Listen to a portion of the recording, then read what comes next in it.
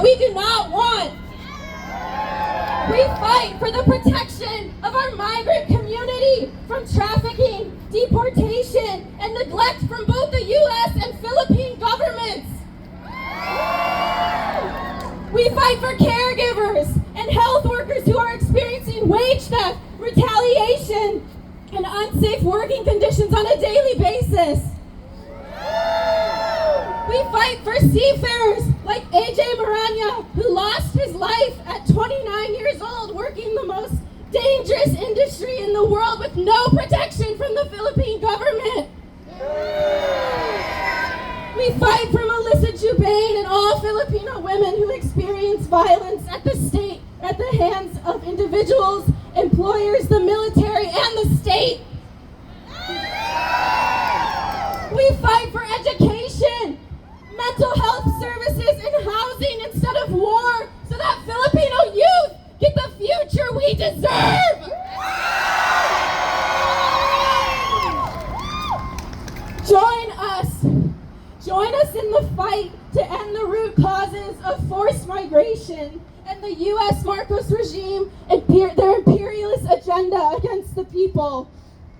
As the conditions of our health, our safety, and our livelihood worsen, the fight for national sovereignty and genuine democracy in the Philippines is the only path forward to a bright socialist future.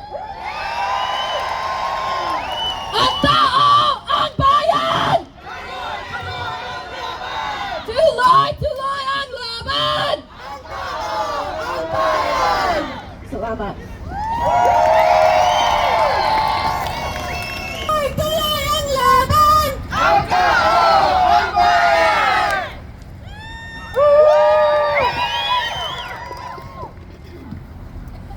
All around the world, people have been mobilizing and organizing in solidarity with Palestine in the midst of the horrific genocide led by the U.S. and its Zionist puppet in the Middle East. The Palestinian Youth Movement, PYM, has been on the forefront leading the calls to mobilize here in the U.S. With their campaigns against Maersk shipping and clear demands to end U.S. aid to Israel, PYM has proven that the youth can change the world. Please welcome Diala of PYM to share on the recent ceasefire agreement and what it means for the Palestinian struggle moving forward. Welcome, Diala.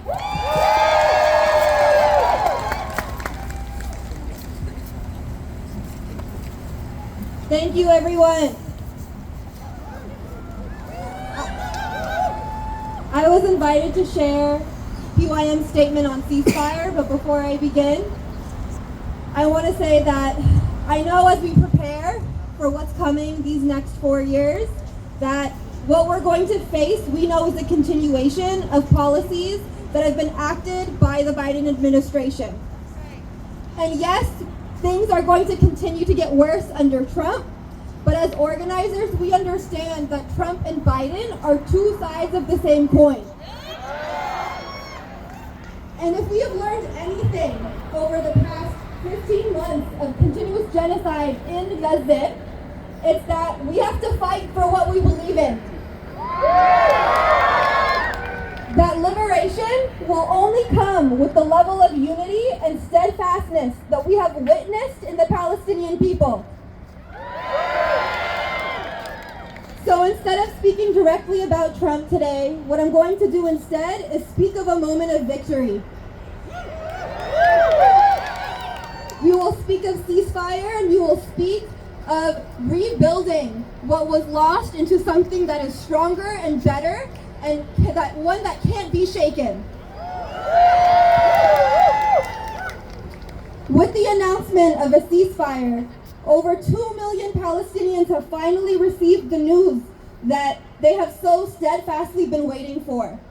Nearly 500 days into Israel's relentless US-backed genocide of the Palestinian people, we breathe a sigh of relief that the people of Gaza may sleep peacefully at night without living in constant fear of death and be able to return home.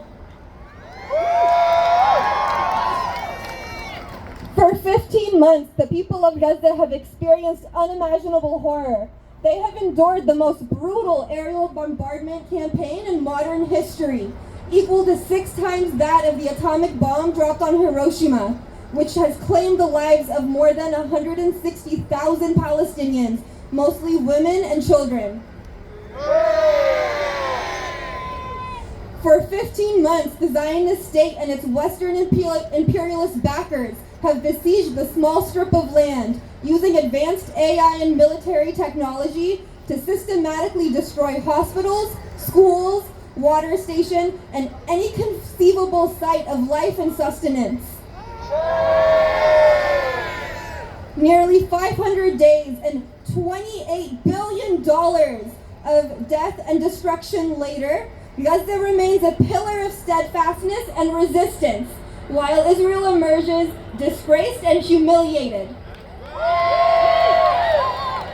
The Palestinian people and resistance have defeated Israel's plan of permanent occupation, ethnic cleansing, and resettlement. The people of Gaza have expelled their occupiers once more. The Palestinian resistance has prevailed against Israel's military objectives and achieved a ceasefire that includes the terms they sought to attain, defeating Netanyahu's general's plan to split Gaza in half and construct Israeli settlements in Gaza. The people of Gaza have expelled their occupiers once more.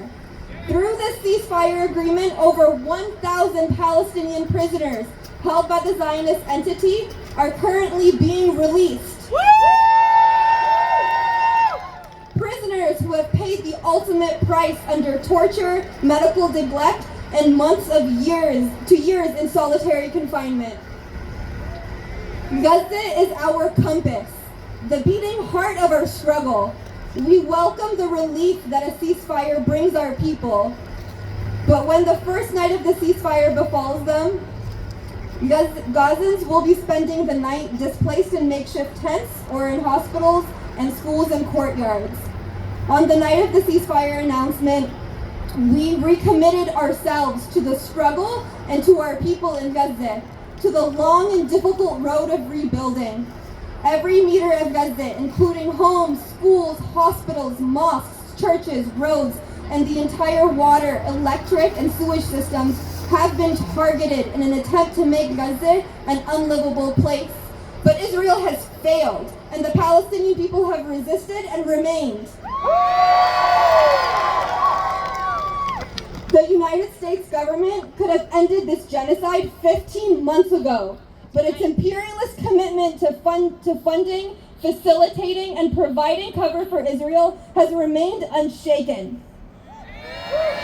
Shame! And has come at the expense of the American people. The true faces of Zionism and U.S. imperialism have been laid bare for all to see.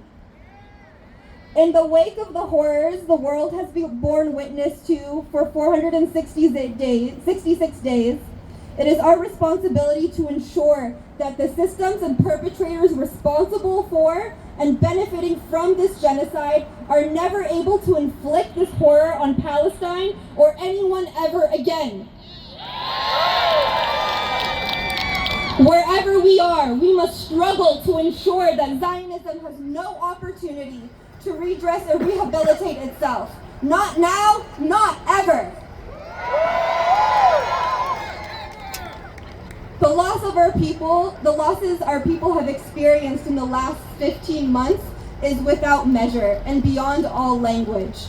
Our martyrs are the crown above our heads, and we will honor each and every one of them and their sacrifice through everything that we do in the months and years ahead.